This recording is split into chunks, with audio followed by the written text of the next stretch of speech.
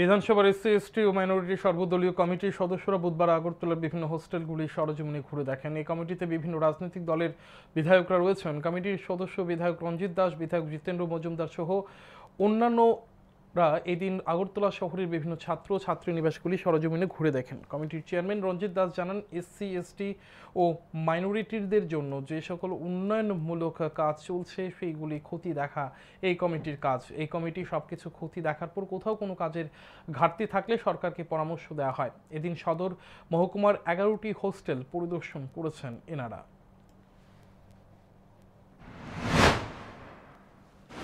বিধানসভাতে আমরা বিভিন্ন কমিটি থাকে, এর মধ্যে আমাদের এসসি ওবিসি মাইনরিটি কমিটি আমরা 11 জন, এটা সর্বদলীয় কমিটি থাকে।